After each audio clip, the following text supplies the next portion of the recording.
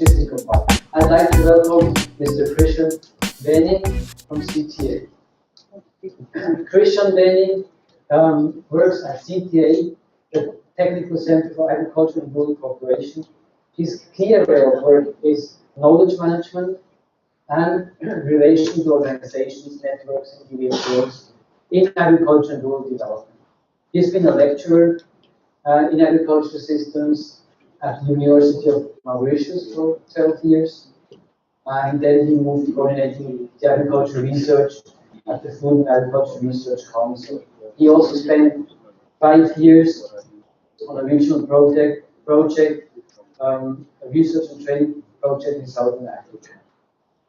Well, I'm very proud to have you here, and he will be talking about CTA's experience, services, extension policies. Thank you.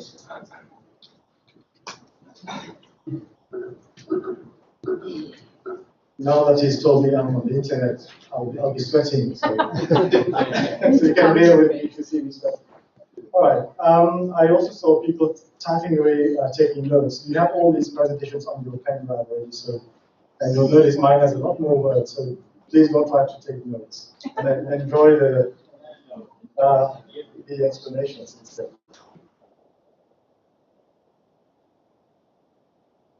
So my director, Michael Hywood, who would have been here talking to you, but unfortunately he could not join you this time. But he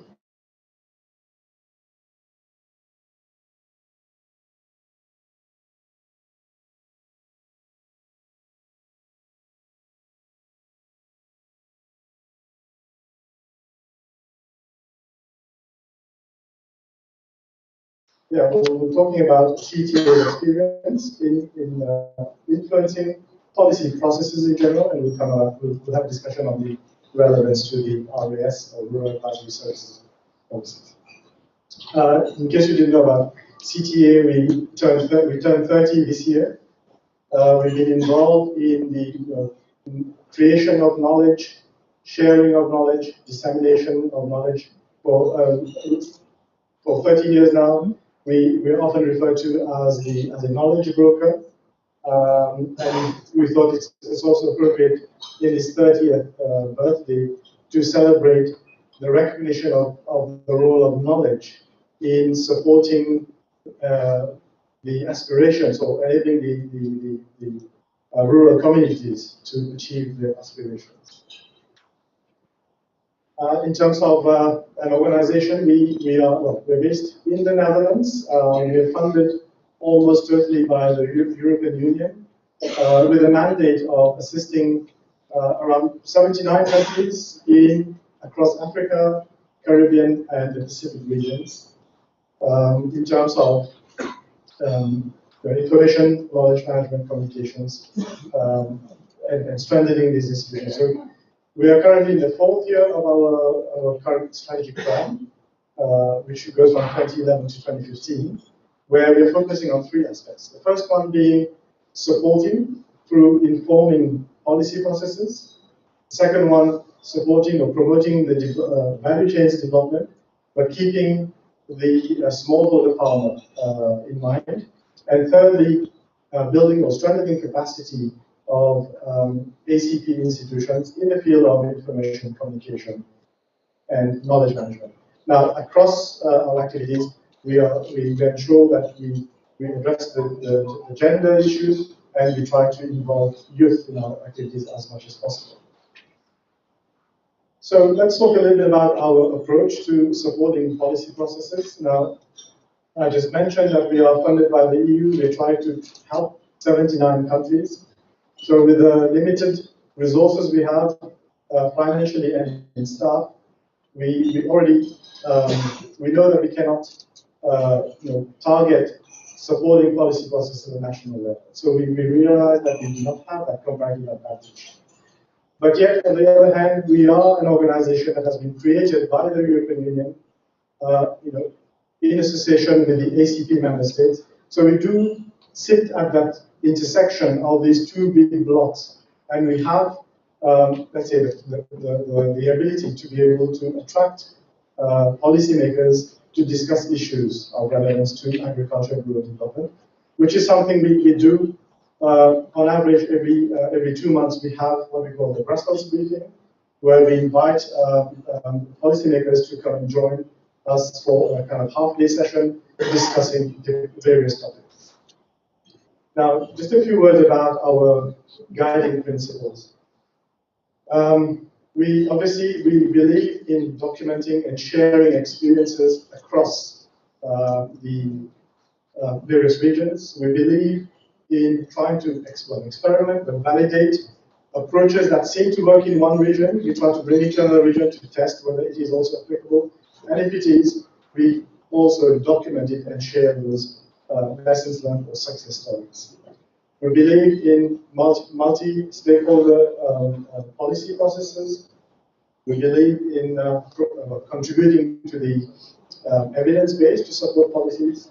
We believe in building capacity of the people involved, whether they are planners, whether they are policy analysts, communications staff, knowledge management staff, and people who are involved in advocacy. Yeah? So it's all to do with enabling. Maybe I forgot to mention that since we cannot work with the countries directly, we work through and with regional organizations. So whether they are regional organizations dealing with research, so the sub-regional organizations. In extension, we'll be talking about working with GFRAS and the networks of GFRAS. We're working with regional farm organizations, the regional economic communities, and so on. But keeping in mind that the key message is that the ownership of the policy process occurs at national level. Now, just a few stock taking. As Christine mentioned this morning, there was the extension conference back in 2011. TTA and GFRAS were heavily involved, along with many other partners, in organizing this conference, where we took stock of the policy environment, the needs for capacity development, the kinds of tools and approaches that were available that were relevant to extension and advisory services. And we came up with the Nairobi Declaration at the end of the conference to say, well, this is what we recommend. Well, there has been some progress, but these recommendations still remain highly relevant today. Now, at the same time, when you look around, the world is changing. The clients of rural advisory services are changing themselves. The approaches we have are changing. The context of agriculture itself, whether it's production, whether it's marketing, whether it's trade, all these are changing. There's a lot more focus on regional trade, value chains development. So it's a very dynamic process. Now, in addition to that, we have tools that are being developed or that are emerging day by day. Web 2 tools, ICT tools, and we spent the whole day yesterday talking about how we can integrate ICT tools in the work we're doing. All these are evolving, hopefully making our tasks easier. We talked about approaches in knowledge management that are also evolving. So we're no longer talking about just communication and information management. We are now getting into the era of trying to, people say you cannot manage knowledge, but we can try to create the suitable environment to implement good practices in knowledge management within our organizations and within our networks. We also have been taking stock through the annual meetings of the GFRAS about the evolution of RAS. And here we talk of, as we learned last year, the mixture of public sector, private sector, and now we talk of the third sector, also involved in this pluralistic nature of extension. So, why influence? Why are we talking about influencing policies? Why should we? And when I question my colleague about, how do we explain the impact of policy on farming and so on? And he used the analogy of, just imagine farming is something where you're on the road, you don't have control over the external environment, but you have all these road signs that are indicating, which direction are you going, what is coming up ahead, and that's what the policy is there. It's just to give you a signal, but you are the one who has to manage, and find your way towards your destination. So tomorrow, while we're sitting on the GFRAS bus, and I think we're all passengers on this GFRAS bus, and I was imagining Christine in the driver's seat. So we have to keep track of, keep track of the destination is, sustainable agricultural and rural development. It's growing in the distance there. And as we're driving, we need to keep note of what other roads are intersecting with ours. Are we merging in with their lanes? Are we crossing? Are we going over them? Are we having to slow down? These are all signals that we expect the policies to be able to inform us of. And if while you're driving, you come across the road engineers, and if you meet them, they say, well, no, we are the policymakers. All these roads are our making, our doing. We are the policymakers, and it's all thanks to us that we have this road to travel on. But you want more signals? Well, we refer to these as the road signs. Now, please, you're talking about having an RAS policy. Please do tell us, what do you expect to see in this RAS policy? And just like we have road signs, ahead of the junction, if you leave it to them, they will place it wherever they think is best. Okay? Who best to ask about where to place a sign ahead of an intersection than the users of the road? And that's why we need to have this conversation with the policymakers. That we are interested in having a safe journey. We are asking you to establish these policies to guide us better. So we need to tell them how big should a sign be, how far ahead of the intersection you need to place these signs. That means how well ahead do you plan these policies. So when you look at having this analogy, if you look at the list the list we've got there on the screen. First of all, we need to think about, what are the general development policies already in place that we need to link to if we're talking about giving more attention to rural advisory services policies. Just like if there's a highway that was constructed especially for agriculture, well, we should make sure we use that highway because it's been reserved for us. We're just one of the lanes on that highway, but we make full use of it. So as CTA, we have been involved in using those highways. I'll take the example of Africa. There's the Keynote, Comprehensive African Agricultural Development Program, 10 years in the doing, where we can make use of these policies to support our cause. We have the same thing in the Caribbean, we have the same thing in the Pacific.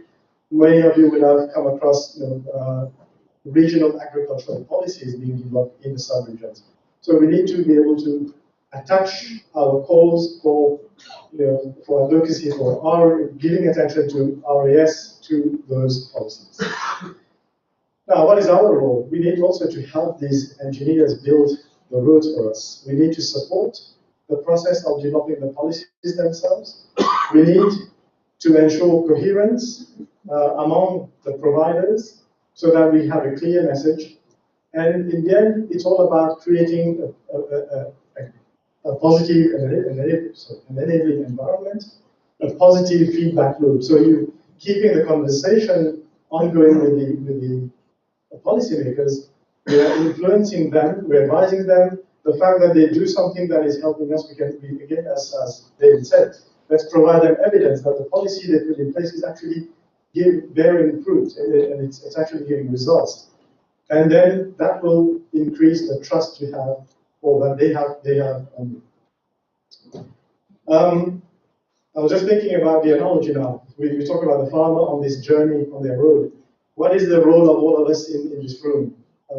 We've always been there. Extension, advisory services have always been there. If they're driving, if the farmer organization is now driving the car, we have been there on the dashboard, indicating, you know, the speed, oil temperature, whether there's enough fuel, and so on. Yeah? And when you think about it, well, we are just an instrument for them. We are providing them with information, but they are the one in the driver's seat. Yeah? Yesterday we talked about how can we integrate ICTs, and I think we have also been going through the same process of trying to see how we can integrate ICTs to present the information to them, get the information to them in the car while they're driving. And yet, they are the ones who choose whether they want to listen to us or not. So at the end, we're just an instrument for the farmers' organizations. Yeah? Just like, you know, we have this little device they usually put on their dashboard, something called the GPS. You know, we're just an instrument for them. Yeah? And even if they do refuse to listen to us, we can always, and take the wrong turn, we're always there to take them back to the right road. Let's talk about this process of influencing policy itself. There's a nice cycle here. If you do a Google search about the policy cycle, you come across many different diagrams. But you see there's one that comes, you know, there are no arrows in there. Which way should you move? And we know that policy processes don't always move in the same direction all the time. But in general, there's a principle that you start and you work clockwise. You identify the problem area, you formulate it, you look for options, you evaluate, you gather information, you choose, you prioritize, and you go for the best bet that can address the problem you have. And then you decide that, okay, we'll implement, but we will monitor, we'll measure how effective it is. And just like the needle of the clock, you're going round.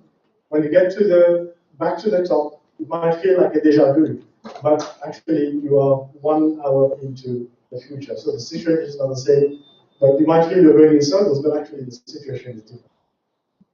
And here we show you the examples of the stakeholders. So there are 3 things we need to remember about the process.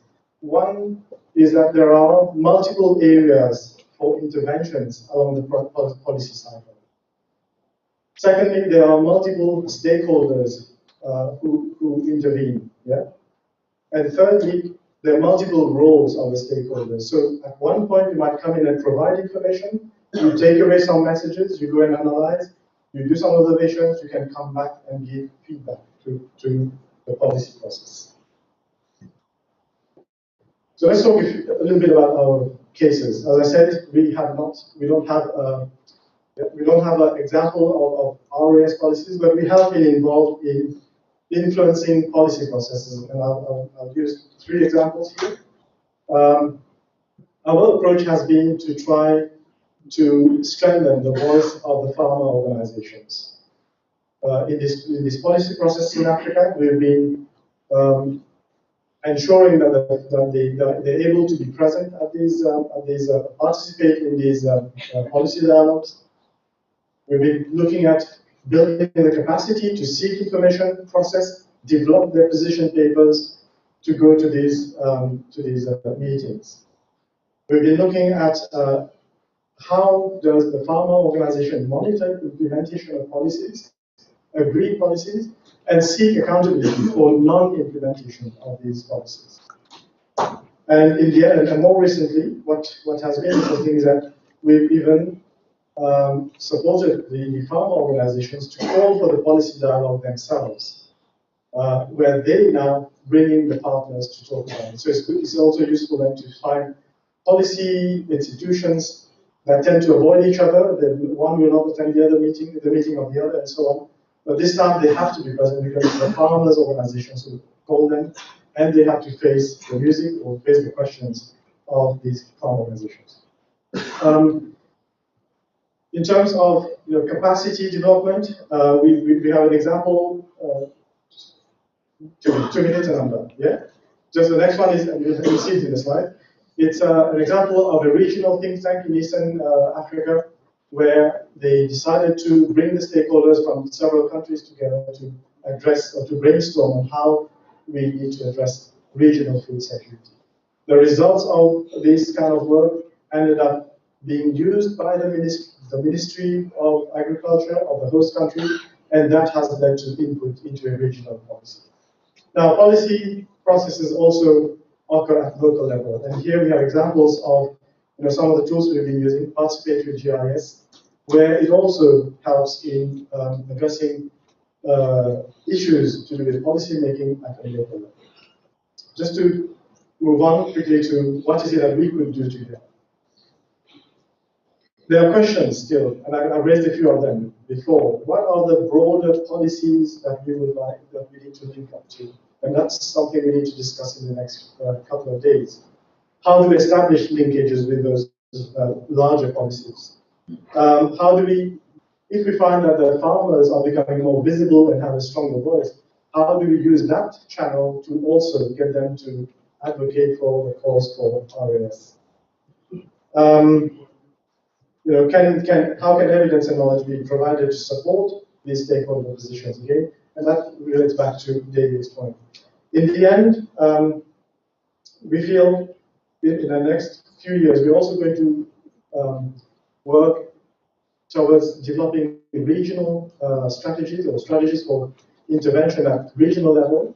And I think this is where we will be looking at collaboration, closer collaboration with the networks of GFRAS. Finally, just to remind you that when we all go back in a couple of weeks now, we'll all be celebrating World Food Day. We should make it a must that we don't miss the opportunity of recognizing the role of RAS in supporting the family farming in our countries. Thank you very much.